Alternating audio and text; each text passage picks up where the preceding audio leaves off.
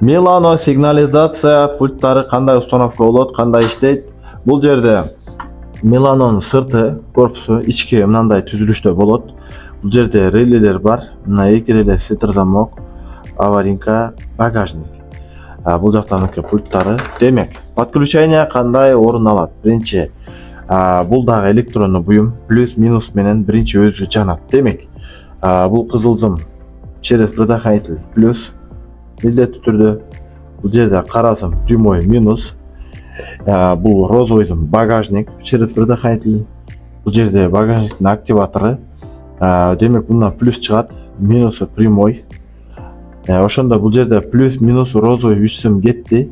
Бул фиолетовый через предохранитель поворотникке кетти. Поворотникке мындайынан келип туруп, чере диод поворотникке кошулган. Поворотник бул левый сторона, правый сторона. Дворниктин астынан оң жака, сол жака болгон жерине, мисалы, замокту ачып оңго кылганда бул жак жанабы, чере диод ушул жака улайбыз, солго кылганда бул жака жанабы, чере диод сол жака улайбыз. Андан кийин 6 зым калып атат. Бул жерде байкайбыз.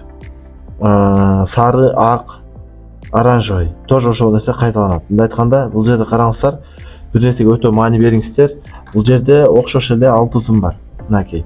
Бул сары, ошондо оранжевый и оранжевый черный полоса. Экөө окшош, болгон айырмасы черный полоса. Бул жерде белый, белый черный полоса.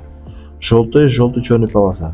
То есть ар бир зымдын шериги бар. Демек, 1, 2, 3 зым биригип бир реле. Бул жерде 3 зым, бир реле. Демек, муну подсхема түшүндүргөм. Бул жерде 30 контакт ак, бул желтый, бул оранжевый. Ушундай реледен 2 реле жерде турат.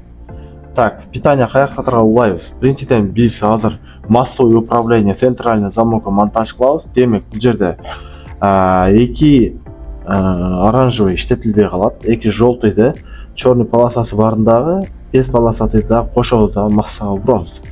Массага кошконубузда эми пульт менен иштетсек, ушул 2 питаниядан кандай ток кирсе, 2 актан ошол питания чыгат. Демек, азыр экөөнө тең масса кирди. Демек, ачканда мындан масса чыгат, жапканда мындан масса чыгат. Так, иштетебиз. Азыр пультту мынакей ачкан кнопканы бассак, бул 2 зымдын бирөөсүнөн бул масса, так, масса келди. Закрытты бассак, экинчи зымдан масса келди. Мына ушундай болуп иштейт. Эгер багажды болсо, багажды кармап турабыз кнопкасын, бул активатор иштейт. Бул сигнализация Milano ушундай монтаж болот.